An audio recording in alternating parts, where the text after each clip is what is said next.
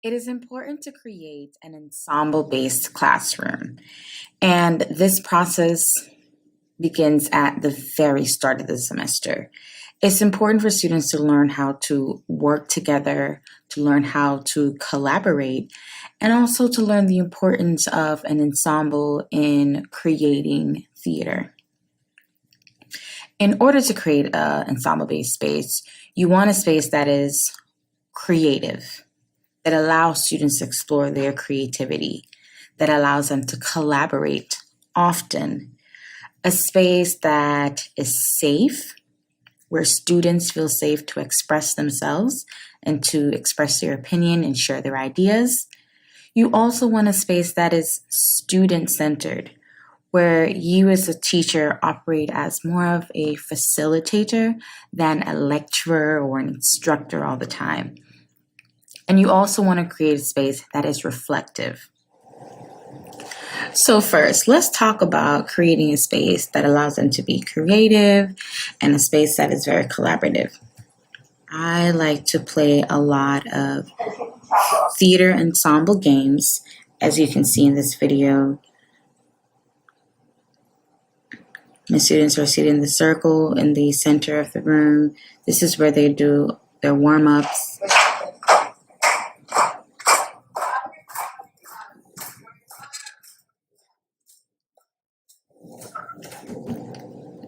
So I start off with ensemble building games because it's a way for them to get comfortable working together. It's a chance for them to get to know each other.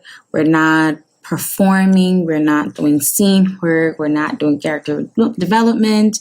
We're just having fun, and my students are a little bit more shy, really get to relax, and they get to bond with each other. So here are some examples of theater building experiences or theater games that I generally use in the first couple weeks of school. So we'll do Everybody Who. So there'll be an individual that starts off in the center, and they'll start a statement, Everybody Who. They'll complete that statement with a phrase that they think applies to everybody. So everybody who has ever seen a musical, or everybody who's been in a play before, or everybody who has a sibling. So everybody who has a pet.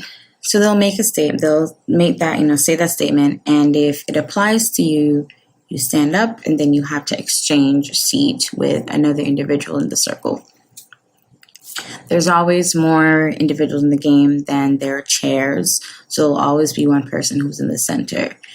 It sort of allows even my shyer ones, kind of put them on the spot, and they now, we talk about projecting and being able to think quick on your feet. So it allows me to start to have those discussions as well about those performance skills that they'll use later on in the semester. And the more we play that game, the more we learn about each other.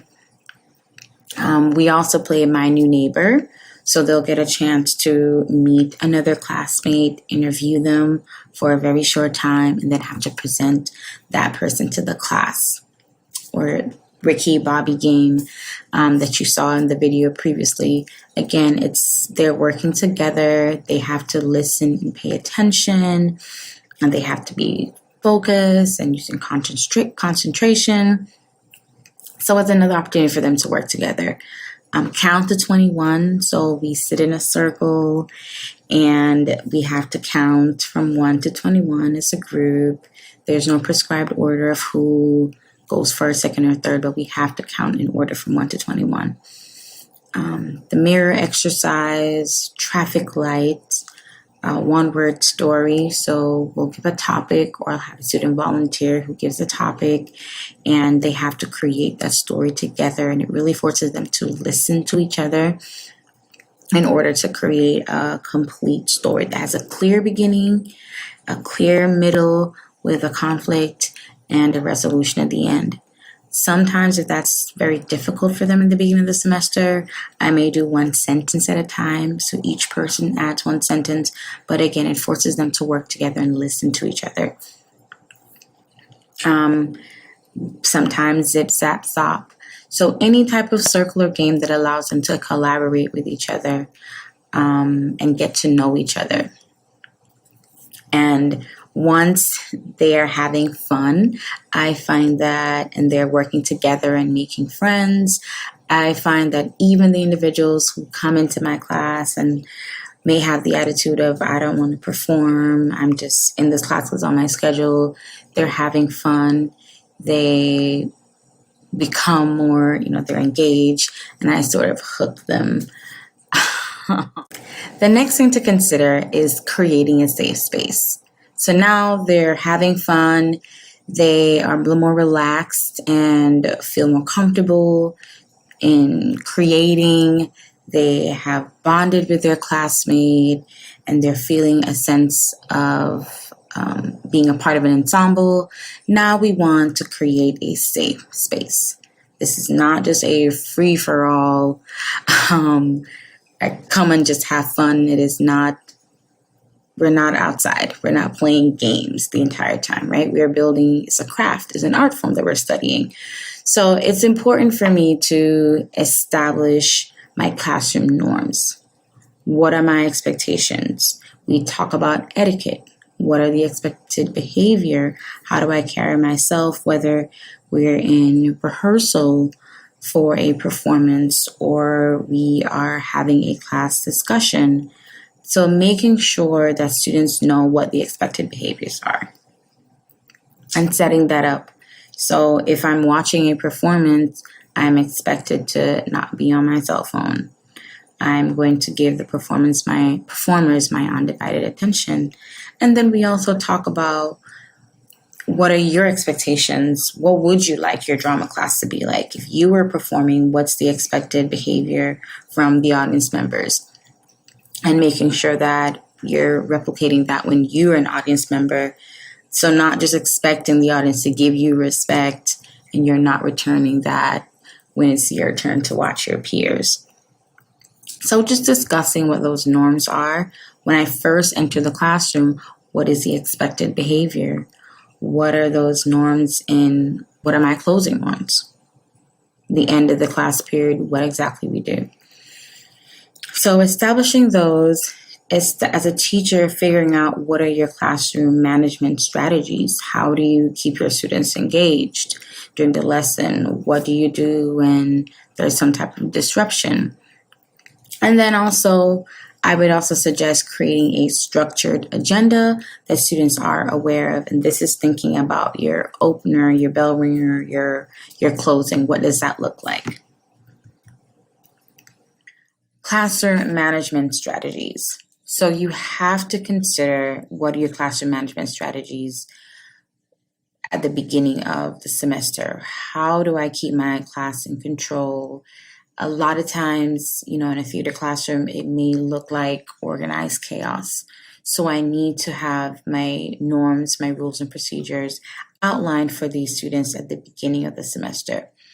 So here are some tips and some strategies that I've used to maintain order within the class.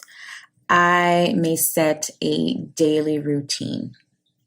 So I have on the board my agenda. It's displayed on my projector in my classroom, and the students know that at the beginning of the class when they enter, we have a bell ringer that we need to complete.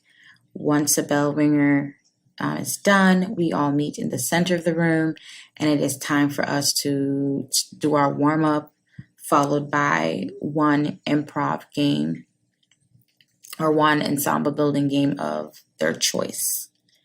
Once we're done with that activity, then whatever it is, whatever the lesson is or the work, what we're doing in our work period, is already listed on the agenda as well. And then for my closing, I have the class reciting a mantra. So whatever activity, whether we're working on scenes, whether we're doing whole group discussion, they know at the end of class, the last 10 minutes, we all meet back in the center of the room. I'm going to recap the daily lesson and we're going to close out with our mantra for the day. I also identify student leaders. So at the beginning of the semester, I really pay attention to my kids that display those strong leadership skills. And whenever I'm forming groups for whatever group assignments that they're doing, I am purposeful in placing certain students in certain groups because I know they'll be instrumental in helping the group stay on task, stay focused, and they're more responsible. So some students will not work together because of their behavior and their inability to really stay on task and focus. So those student leaders are really, really helpful. They come in handy. You also want to think of how can I achieve focus? So if it does look like a chaos and it is chaotic and kids, it gets really loud in the room. How do I achieve back focus? So you may do call and response. For example, if you hear me clap once, if you hear me clap twice, or you may have a statement that you start and the students finish it. I also do a weekly check-in with my parents, especially parents of students who've been absent or they've been disruptive in class, or even students that are making major improvements that I've noticed. This really helps to build a relationship with your student, parent, or guardian. They're aware of what they're doing in class, and you now have them as a support system to help with managing any type of disruptive behavior in the class. Also, conference with my students individually as well as in small groups. It is also important that you create a space that is reflective. This is an opportunity for students to reflect on what they're learning.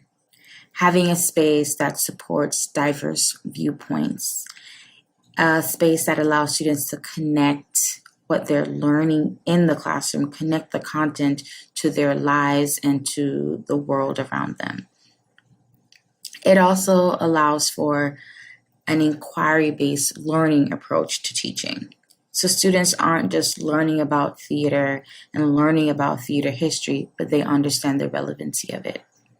So here are just some activities that allow for reflection. So you may have students list the most interesting idea or concept that they've learned about in this lesson. You may ask them to create an ad, and they may include information from the lesson or main ideas from the topic that we've covered in class. You may ask them to do the 3-2-1, where they write 3 things that they've learned, 1 question that they have, or maybe 2 things that they're curious about, that they'd like to know more about.